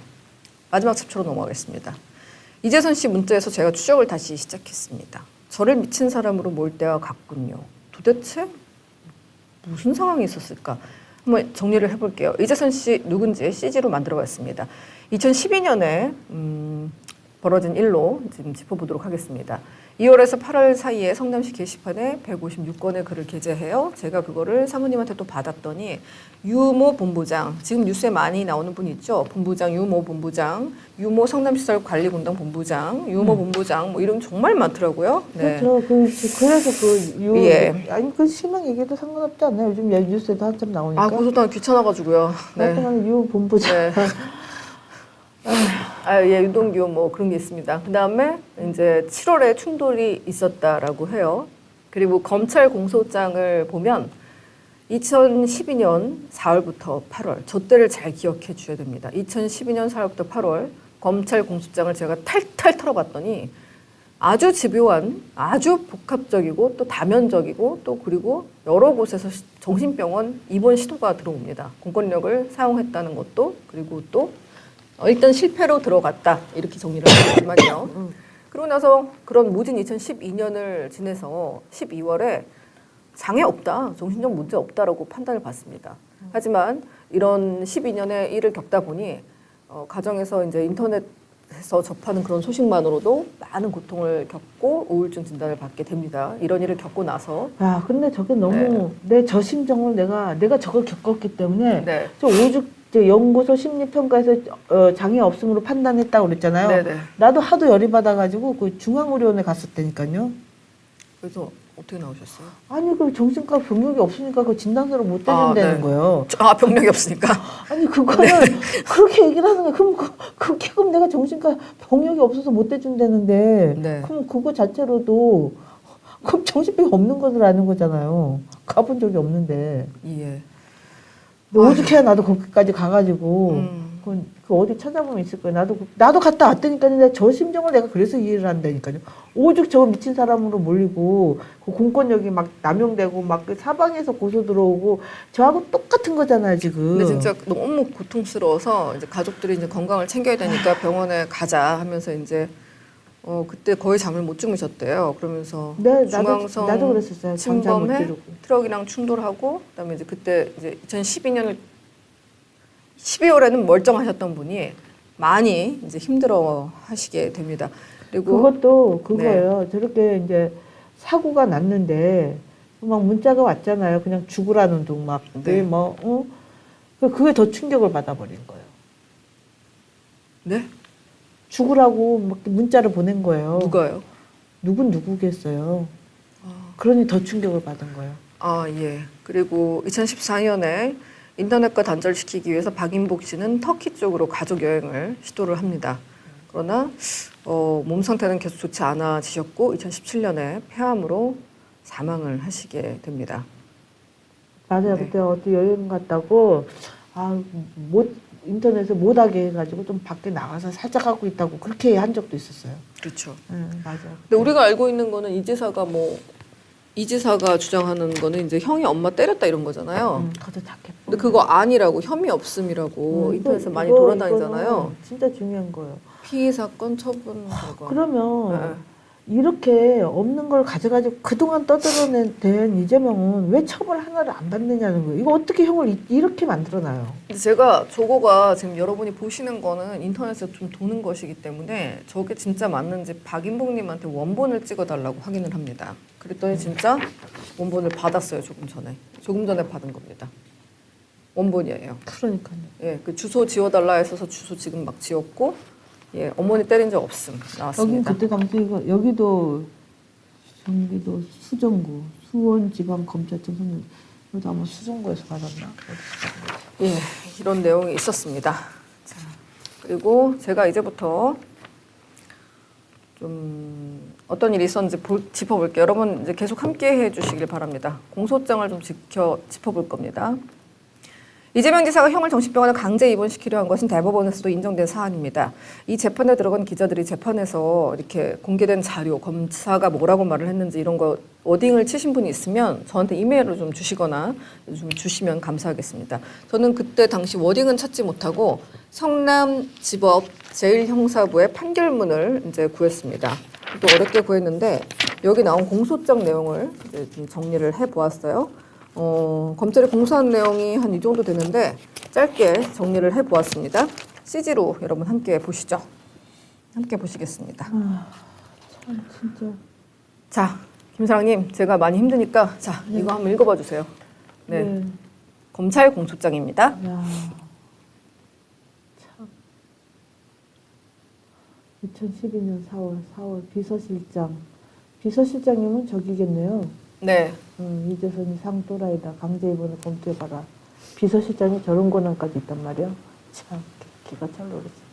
공무원 A 불가하다고 보고 이재명 A에게 더 많은 검토하라고 지시하고 4월 달에 정신건강 전문의 B와 문의 후 불가능을 보고받았고 이재명 가족 설득하도록 전문의 B 평가를 받아오라. 전문의 B는 상황 설명 사실이라는 전제 조울증 가능성 판단을 평가하고 공무원 A는 이재명에게 평가문을 전달을 하고 저렇게까지 집어넣으라고까지 했었네요. 네. 기가 차네요. 끝이 아니에요. 너무 많아요. 저 공소장이 여러분. 이렇게 정리한 거 보신 건 처음일 거예요. 예. 이재명이 이건 제가 읽을게요. 힘드시죠? 우리 나눠서 읽어야 돼. 너무 길거든요. 야. 네, 슈퍼챗 감사드립니다. 진짜 자, 일단 저기도 저런 말을 써줬네요. 박땡영님. 네. 남을 미친 사람은 몰적에 쟤네들 하는 표현들이 다 똑같네요. 자신과 타인을 해야 할 위험이 높으니 당장 입원시켜야 된다. 그래야 격리를 하는 거죠. 자, 일단 공소장입니다. 검찰의 주장입니다. 판결문은 우리 대법원 판결문 제가 읽어드릴 테니까 좀 기다리시고요. 검찰 공소장입니다. 아마 조사를 했던 사람들이 저런 주장을 했던 것을 기반으로 한 내용이라고 보시면 될 것 같습니다. 자, 이재선이 죄송합니다. 이재선입니다. 제가 잘못 썼네요. 이재선이라는 형이 자신 혹은 타인을 해할 위험이 높으니까 당장 입원시켜야 한다고 의사가 한 내용에다가 연필로 자신이 수정을 합니다.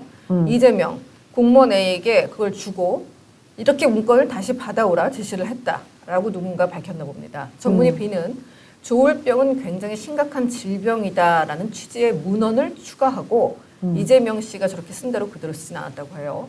4월에 이재명 시장은 시장실에서 강제 입원이 불가하다는 취지의 보고를 받고 아니 이렇게 많은 요건이 있는데 왜 못하냐라고 합니다. 그러면서 다른 4월 어느 날 시장실의 보건소장 등이 배석한 자리에서 시장 군수에 의한 입원이 왜 안 되느냐 질책했다는 검찰 공소장 내용이 있습니다. 4월에 이재명은 A씨, 당신은 강제 입원시킬 지시 의무가 있는 사람이야. 근데 A씨가 거부를 했어요. 그러니까 다른 지역에 C에게 지시해라고 말을 합니다. 자, 계속해서 5, 6월 보겠습니다. 5월 이재명 C를 형님 이재선의 관할 구역인 보건소장으로 인사조치를 합니다. C는 이제 협조적이라는 판단을 했다라는 취지의 설명이 덧붙여져 있습니다. 그러면서 6월에 이재명 후보는 X병원을 찾아가서 대응 방안을 논의했다고 되어 있습니다. 비서실장은 또 X병원을 찾아가서 이재선 씨에 대해서 강제 입원 자문을 구합니다. 이재명 씨는 X병원 병원장에게 2차례 전화해서 왜 조치 취하지 않냐라고 말했다고 돼 있습니다. 그리고 12월에 이재명 씨는 내가 지금 브라질로 해외 출장을 가니 입원을 진행해라 라고 했다고 합니다. 그러면서 브라질에서 보건소장에게 3차례 전화를 걸어서 당신 보건소장 맞습니까? 이 양반아.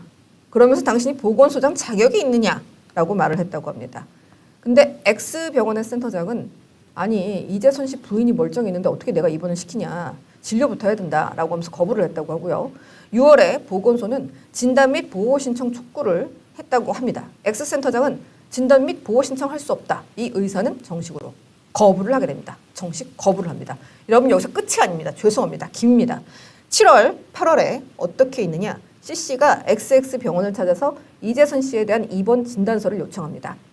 그리고 비서실장은 이재선 어머니 명의의 치료 요청 내용 증명을 발송합니다. 8월 7일에는 땡땡 병원에서 타인을 해야 할 위험이 있어서 정확한 진단이 사료된다라고 합니다. 비서실장이 나섭니다. 경찰 2명을 데리고 보건소장을 찾아서 이재선에게 가자고 제안을 합니다. 경찰이 또 등장하네 저기도. 청원경찰이라고 하더라고요. 야, 청원경찰. 참. 보건소장은 거부합니다.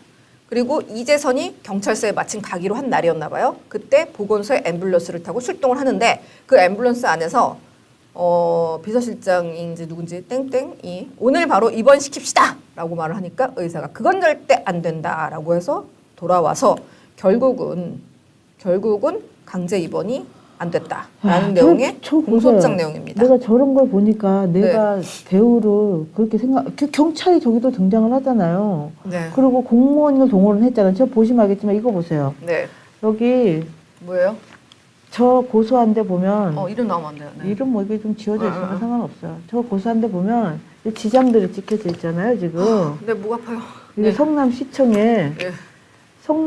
이재명과 성남시가 고소를 하면서 성남시청 홍보팀, 민땡땡, 한기땡땡, 뭐 얘네들이 3명, 3명이 지장이 찍혀서 이재선 씨와 똑같이 네. 이런 식으로 날 처벌해달라고 같이 고소가 들어와 있더라니까요. 네. 이게 보면 홍땡땡이까지 지장을 찍으면서까지 이 사람들이 나에 대해서 뭘 안다고 네. 내가 성남시를 음해한다는 식으로 하면서 그 이재명이 저 고소한 그 고소장에 같이 운전면허증까지 이렇게 다 제출했나 봐요.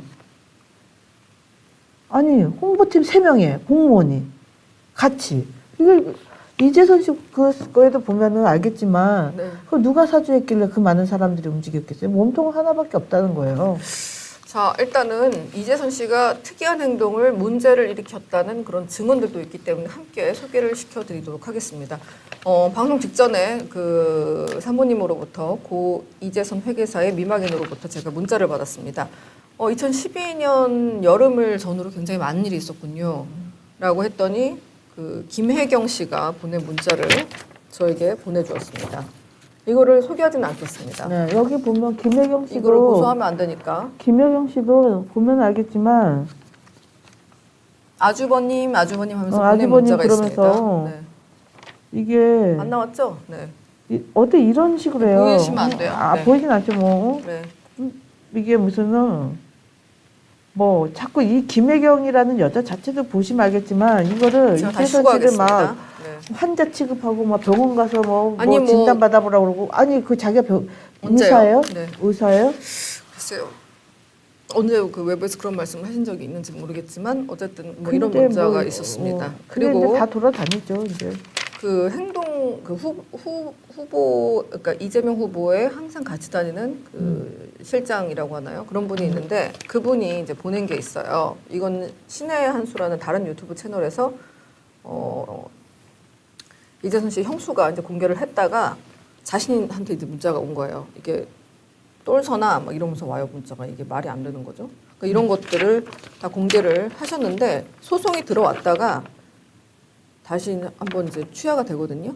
취하가 되는데 그 내용은 이런 거예요. 뭐 늙고 병든 너에게 무엇으로 잘라 죽인다 하고 뭐 철학이라 하면 똘서나 네 딸한테 네가 한 지 조금 알려주고 이재명의 네가 네 엄마한테 한 거 하라고 가르쳐줬다. 백 씨가 이 형하고 저 형한테 이렇게 욕설 문자를 많이 보낸 거는 뭐 알만한 사람들은 다 알잖아요. 근데 이렇게 했다가 만약에 과격하게 갑자기 막 하면서 막 난리치고 하면은 정신 이상자다라는 오해를 받을 수도 있잖아요. 사람들은 이런 모르면. 문자를 봐봐요. 지금 보면 알겠지만 이게 지금 사람이 보낼 문자들인 거예요. 지금 이게 그리고 비서가 일개 비서가 시장 형한테 시키지 않은 이상 이런 짓을 하냐고요.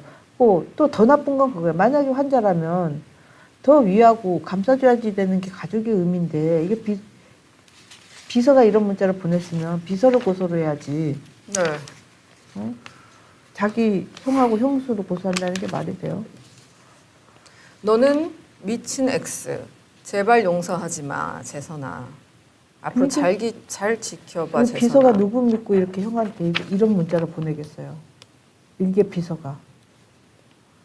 다 모르셨잖아요. 조만간 사무실로 한번 가야겠다. 네 놈과 인복이념 표정 한번 봐야겠다. 뭐 이런 식으로 이게 이제. 협박이죠, 거의 다. 이거는 식의 문자를. 2014년도인 것 같고요. 아휴. 네. 굉장히 오랜 시기 중에서도 2012년도에 이제 있었던 문자 같은 것은 뭐 나중에라도 한번 재조명이 될 수 있을 가능성이 있다라는 생각이 듭니다. 베트남에서 뭐 총 맞고 노상강도한테 뭐 허리가 꺾여서 뭐 반병신대라는 문자까지 보낼 정도니. 그런 적이 있었습니까? 그렇죠. 저는 확인이 안 되는 바입니다. 자, 이재명 지사는 옛날에 이런 트윗을 한 적이 있어요. 이재명 시장님께서는 이 사람에 대해서 법적 조치를 하시기 바랍니다. 하니까 이 사람이 정신병자 같은데요. 처벌이 아니라 정신병원에 보내서 치료 보내야 될 사람입니다. 이런 글을 쓰신 거예요. 그래서 이런 것들이 아니 시민한테 네. 본인이 가족도 아니고 자기가 의사도 아니고 의사도 아닌데 정신병원에 보낸다고 이거 자체가 네. 의료법 위반에다가 이거 의사가 아니잖아요. 자기가 왜 정신병원에 넣겠다고 그래요? 이런 식으로 하는데 내가 느끼기에는 이 몸통이 그러면 누구로 보이겠어요? 자기 형도 그렇게 하고 시민들한테도 저런 식의 트윗을 날리고 그러는데 뻑하면 정신병원에 사람 가두겠다고. 그렇습니다. 그리고 참 제가 방송하기 참 힘드네요. 공소 내용이 절대 진실이 될 수는 없습니다. 그러므로 잠시 대법원 판결문에서는 이 부분에 대해서 어떻게 정리를 했는지 발췌해서 읽어드리도록 하겠습니다. 김명수, 권순일, 그 이름도 유명한 이 대법관 등이 함께 내리신 판결이니 그것으로 저는 팩트 체크를 가늠하겠습니다. 그리고 형평성 맞추기 위해서 형 정신병원 관련해서 이재명 후보의 입장도 정리해드리겠습니다. 일단 이재선 씨는 어머니 교회에 불을 지른다고 협박하는 등 위협을 가해서 접근 금지 가처분과 벌금 500만 원의 형사처벌을 받은 바 있는 것은 확인이 되고요. 2018년 8월에 이재명 지사가 내가 할 말은 하고 할 일은 하겠다라고 하면서 이재명입니다라는 블로그에다가 이재선 씨 관련 사실 핵심 팩트를 정리를 한 적이 있습니다. 이것도 제가 지금 시간을 맞추기 위해서 의견을 전해드리겠습니다. 핵심 팩트 뭐라고 했느냐? 이재선은 피해 망상 수반 조울증 환자이며 조울증으로 자살을 기도했고 고의 교통사고를 냈으며 가산을 탕진하고 가족을 폭행하고 기행 등을 견디다 못한 배우자와 딸이 강제 입원시켰다. 그리고 어머니 요청으로 진단 보호 절차 진행했고 법적 요건과 절차를 갖춰서 강제 진단이 가능했지만 이재명 시장은 시행을 하지 않았다. 하지만 대법원은 강제 입원 시도 인정했죠. 그리고 지방자치법, 지역보건법, 정신보건법에 따라 시장으로서 정신질환자에 대한 적법한 직무 집행이었다. 이건 안 했으면 직무유기가 논의될 사안이었다. 강제 진단을 못하고 치료 기회를 놓쳐서 피해가 발생했고 그리고 범죄 행위로 처벌을 받고 자살 기도를 하여 고의 교통사고로 중상을 입었으며 가산을 탕진하는 기행으로 결국 강제 입원 후 후유증과 폐암으로 사망했다. 이재명은 방송 토론 때 이런 점을 모두 밝혔으니 나는 허위 사실을 공표하지 않았다라고 밝힌 바 있습니다. 아니 그리고 그것도 말이 안 되는 게 성남시장이 왜 용인에 사는 사람을 입원시키려고 하냐고요. 맞다. 그러네요. 이재선 씨 주소지는 용인이에요. 맞아요. 네, 아까 확인했어요. 그걸 왜 본인이 그 짓을 하려고 그래요? 그러네요. 용인시 수지구네요. 그럼요. 용인에 사는데 아니 용인에 사는 자기 형을 예. 시장 권한으로 그때 성남시장이 용인 시민을 끌고 가려고 그랬다? 근데 정말로 이거는 있을 수 없는 일 아니에요. 이런 사람이 대통령 되면 어떡하겠어요. 아니 용인에 사는 시민도 끌고 가려고 했는데 왜 용인이지? 그럼 가족이 없냐고요. 그럼 가족이 알아서 하지. 그럼 가족이 재산을 탕진을 했냐? 아, 탕진 안 했어요. 자기 집도 있어요. 그러면 집이 없어야 되잖아요. 따님 굉장히 잘 키우신 것 같은데요. 아드님도 굉장히 잘 자산 키우시고 탕진했다는 그 근거는 뭐냐는 거죠. 정신력으로 버티고 계신 것 같은데. 그렇죠. 자산도 뭐 탕진된 것도 없어요. 그분은 술, 담배 하거나 뭐 이렇게 뭐 여자 만나고 뭐 이러는 분이 아니셨기 때문에 네. 가족적인데 무슨 가산을 탕진을 해요. 그러니까 그 한쪽 말만인데 그래서 언론이 참 이게 내 참 정말로 이 괴물을 길러내는 거는요. 인간 괴물을 길러내는 거는 나는 언론도 한 몫을 단단히 한다고 봐요. 내가 항상 참 가슴 아픈 게 그거예요. 언론 홍보비 뭐 배너 광고에 취해가지고 자기네들이 어떤 악마를 기르는지를 모른다는 거예요. 자기 본인들이 안 당하고 단순하게 꿀만 빨면 된다 이렇게 생각을 하니까 결국은 이거는 괴물을 길러내는 거예요. 이거는 사람이 아니에요. 이 정도가 되면. 언론이 길러낸 거라고 난 봐요. 좀 이참에 좀 많은 폭로되고 하는 그런 언론사들이 좀 있었으면 좋겠어요. 좀 더 시간이 많으면 이재선 씨, 이재명 씨 관련된 팩트들을 같이 연합해서 좀 보면 될 것 같은데 일단은 오늘은 방송은 여기까지 마무리를 하도록 하겠습니다. 이재명 씨는 이재선 씨에 대해서 망상이 수반된 조울증 환자라고 하였고요. 그건 의사가 판단하지. 그건 본인이 판단해요. 자신이 의사 자격증이 해탈 있어요? 부처 행세로 무리를 일으켰고 그래서 조울증 투약 치료를 한 바 있다. 그러니까 이거는 어떤 약인지 모르고 먹었다는 그런 주장을 하고 있어요. 이재선 씨 측에서는. 그 의료 기록은 어디서 났냐 이거죠. 없습니다. 자, 2007년 조울증 증세를 보이고 있고 2012년 어머니가 조울증 정신감정 의뢰한 바 있다라고 이재명 지사는 하고 있습니다. 진짜 기가 찰 노릇이요. 아니 와이프가 있는데 무슨 어머니는 왜 등장해 뜬금없이. 그렇습니다.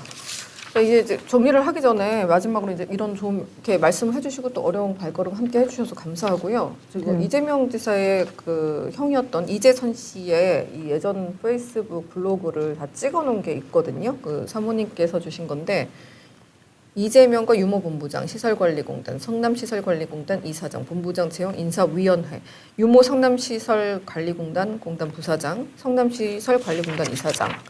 모라토리엄, 성남시설관리공단, 유모본부장, 도시개발공사, 성남시장, 뭐 특정본부장, 제1공단 공원화, 모라토리엄, 5천억 개발이익 및 재정수익 효과 창출, 기획경영본부장 신모 씨, 뭐 이거요. 저는 요즘 나오는 기사 제목이 왜 여기 있나 모르겠어요. 맞아요. 이게 옛날 건데. 그러니까 그거를 올려서 아마 블라인드 처리가 됐나 그럴 거야. 아마 성남시청 홈피에다가. 저도 성남시청 홈피에다가 네. 신땡땡 관련해가지고 기사를 예. 올린 적이 있어요. 예. 나한테 욕을 해서 벌금 구형 100만 원 받은 신땡땡이를 왜 채용하느냐. 네. 싹 사라지더라고요. 거기도 아마 이렇게 사라졌었을 거예요. 블라인드 처리를 해보더라고요. 네, 블라인드 처리를 해서 그 싸움이 시작됐다는 얘기 있습니다. 맞아요. 그렇습니다. 자, 대한민국 대법원 그리고 권순일, 김명수 대법관 등이 작성한 이재명 지사에 대한 판결문을 제가 읽어드리면서 이 방송 마무리를 하겠습니다. 끝까지 많은 분들 함께해 주셔서 감사하고요. 우리 사랑님 더 하실 말씀 있으신지 오늘 괜찮으시죠? 네, 제가 이제 얘기를 하는 거는 저는 요즘 정말 목숨을 내걸고 나와 있어요. 근데 이거를 국민들이 제가 느끼는 공포만큼 느끼는지 어쩌는지는 모르겠어요. 이렇게를 내가 나와서 목숨을 걸고 이렇게 다 이야기를 해도 못 느껴가지고 정말로 괴물이 탄생을 하면 좀 어쩌냐 이런 생각들을 많이 해요. 이게 내가 목숨 걸고 나오면 목숨 걸고 나온 만큼의 어떤 보람이 있어야지 되는데 이 위험성을 잘 모르는 것 같아요. 네. 그거를 얘기를 하고 싶어요. 많은 사람들이 이거를 많이 전파를 해서 정말 더 이상의 피해자가 없게끔 그렇게 했으면 좋겠어요. 자, 고생 많이 하셨고요. 맨날 좀 힘든데 함께해 주셔서 정말 감사합니다. 여러분 김사랑 씨에게 힘내세요. 그리고 100만 뷰 응원합니다. 정말 축하드립니다. 힘내세요. 우리가 지켜주겠습니다. 100만 뷰 나오니까 고소 안 들어오던가요? 저 고소 들어왔는데. 아니, 방송만 많이 나오고 근데 누가 고소를 고소를 한다고. 했는지를 모르겠어. 그러니까 그런데 고소를 그러니까 뭐 들어왔다 기사가 뜨는데 김미선 TV래요. 김미선 TV 같은 건 없거든요. 뭔가 좀 잘 모르고 그냥 막 고소하신 것 같더라고요. 그리고 뭘 잘못했는지에 대한 내용이 없어요. 제가 팩트가 아닌 건 얘기를 한 적이 없는데 아무튼 뭐 저도 며칠 밤을 새고 또 우리 박인봉님께서 용기를 내주셔서 어떤 내용의 문자인지는 공개를 하지 않으셨지만 해주실 수 있는 만큼 다 해주시는 이게 지금 한 5일인가 6일 만에 100만 조회수가 됐잖아요. 네. 이제 그걸 가만 놔두겠냐는 거예요. 이렇게 입을 틀어막으려고 또 뭐를 하겠죠. 이렇게 방송이 한 4, 5일, 뭐 5, 6일 사이에 이렇게 100만 조회수 나오기 그렇게 쉬운 건 아니잖아요. 그거 처음 본 것 같아요. 네. 그러니까 어려운 주제로 1시간 17분짜리. 맞아요.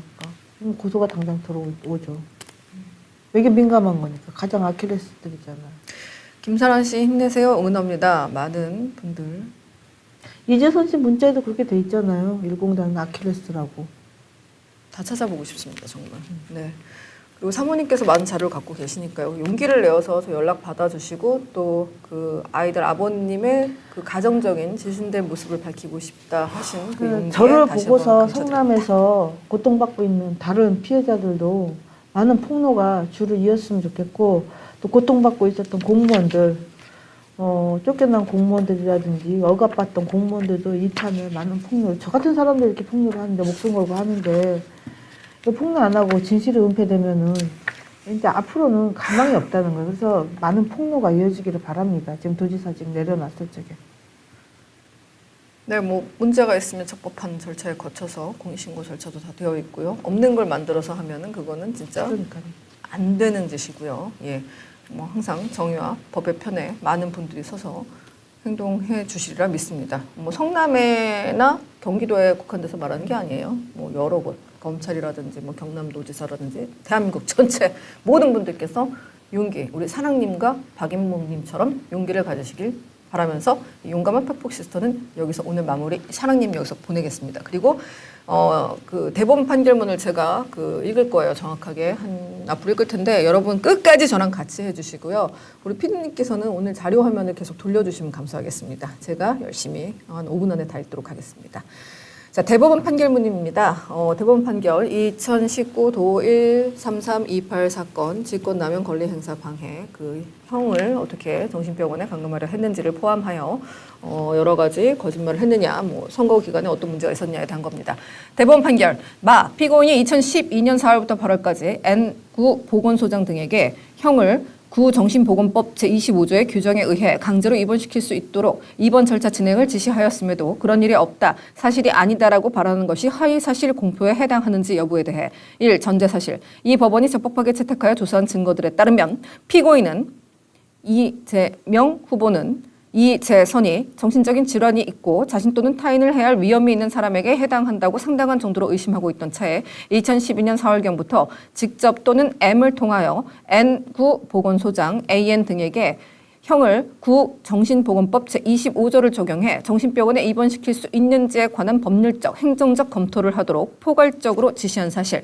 그에 따라 M은 시청 공무원들을 상대로 Y, 형이 악성 민원을 반복하여 제기를 하였고 그 행태에 비추어 정신에 문제가 있는 것 같다는 취지의 진술서 등을 작성하게 하였고 이거 우리 권순일 대법원장님께서 하신 겁니다. AN은 어느 시에 공무원들의 진술서와 저도 저거 네. 공무원들 진술서가 있더라니까요. 그렇습니까? 자, 형의 어느 시 홈페이지 게시물 등 형과 관련된 문건을 토대로 형을 구정신보건법 제25조의 시장 등에 의한 강제 입원 방식으로 입원하는 것이 가능한지 여부를 센터장에게 자문하는 등으로 검토한 사실, 그리고 AN은 AE에게 형의 치료가 필요하다는 내용의 문건 작성을 부탁하였고 AE는 형이 인터넷상에 기술한 내용과 접촉한 사람들의 상황 설명이 사실이라는 전제하에 조울병의 가능성이 높다고 판단되고 등의 내용으로 평가 문건을 작성하였는데 피고인은 이재명은 형을 정신병원에 입원시키기 위해서는 평가 문건의 내용이 부족하다고 보고 평가 문건의 내용을 조울병은 심각한 질병으로 입원이 중요한데 지금 단계에서 형이 자신 또는 타인을 해할 위험이 매우 높다는 취지로 고친 다음 AN으로 하여금 AE에게 형에 대한 평가 문건을 다시 받아오게 지시한 사실. 그리고 피고인 이재명은 그 후에도 AN이 이재선 형이 정신질환으로 자신 또는 타인을 해할 위험이 있다고 의심된다고 단정하기 어렵고 배우자의 동의가 없는 한 시장 등에 의한 강제 입원 요건이 되지 않는다는 취지로 강제 입원이 불가하다고 보고하자 AN에게 보건복지부 구시에 정해진 여러 요건에 해당된다. 형을 정신병원에 입원시킬 수 있다. 시장 군수에 의한 입원이 가능하다는 식으로 말하면서 질책하기도 하였고 AN에게 P센터에 제25조에 의한 강제 입원을 지시하라는 식으로 다그치기도 한 사실. 그리고 5번. 피고인은 이재명은 N구 보건소장을 AN에서 AT로 바꾼 후에는 직접 센터를 위탁 운영하는 X병원을 찾아가서 정신건강의학 전문의인 AY에게 Y 대응 방안에 대해서 형 대응 방안에 대해서 문의하였고 X병원 병원장인 BA에게 전화해 Y의 입원에 관하여 협조를 구하였으며 M도 X병원 정신건강의학 전문의 AZ에게 Y를 강제 입원시킬 수 있는지 자문을 구한 사실. 그리고 이재명은 브라질 해외 출장을 가기 직전에 AT에게 보건소장 같습니다. 정신보건법 제25조에 의한 입원이 가능하다고 판단되니 입원을 진행하라고 지시하였고 브라질 출장 중에도 전화하여 동일한 취지로 지시하였으며 M도 AT에게 전화로 입원 절차를 진행하라고 재촉한 사실. 그리고 AT는 Z가 센터에서 형의 정신과적 치료 관련해 상담을 하였다는 것을 알고 센터에 면담 결과를 요청하였고 Z 이름으로 센터에 Y의 진단과 치료를 방치할 경우 법적 책임을 묻겠다는 취지의 내용 증명이 접수된 사실. 그리고 AT는 BB병원 B씨에게 형에 대해서 구정신보건법 제25조 제2항에 의거해 진단을 의뢰하였고 비서실장 M은 B씨로부터 받은 진단 의뢰에 대한 회신 문서를 바탕으로 수행비서 AT에게 형의 입원 집행을 지시한 사실. 그리고 AE가 형에 대해 진단 및 보호 신청을 하고 뒤이어 진단 의뢰를 받은 B씨가 대면 진단이 없이 진단 의뢰에 대한 회신이라는 제목으로 서류상 검토한 결과 타인을 해할 위험이 있어서 정확한 진단과 치료가 필요할 것으로 사료됩니다라는 의견을 밝히자 피고인은 이것을 구정신보건법 제25조 제3항의 요건에 맞는 문서로 보아 부시장이던 FG의 절차의 중단을 수용할 때까지 AT에게 계속적으로 구정신보건법 제25조 제3항에 따른 후속 입원 절차 진행을 지시하고 독촉한 사실은 인정된다. 마무리하겠습니다. 자, 사필기정님 슈퍼챗 감사하고 멀리 사무엘 초이님 네 슈퍼챗 감사드립니다. 열심히 하겠습니다. 자, 우리 김사랑님 오늘 굉장히 안 좋은 일이 있었던 것 같은데 전화가 안 되는 와중에서도 이렇게 멀리서 달려와 주신 김사랑님께 다시 한번 감사의 말씀 표하겠습니다. 그리고 이렇게 지루하게 판결문을 읽는데 끝까지 함께 해주신 우리 팩시 시청자 여러분들께 감사합니다. 이 영상의 URL을 최대한 많이 퍼뜨려 주시고 구독과 좋아요 함께 해주시기 바랍니다. 감사합니다. 구독, 좋아요, 알람을 눌러주세요. 다음 영상을 만드는데 더 큰 힘이 됩니다.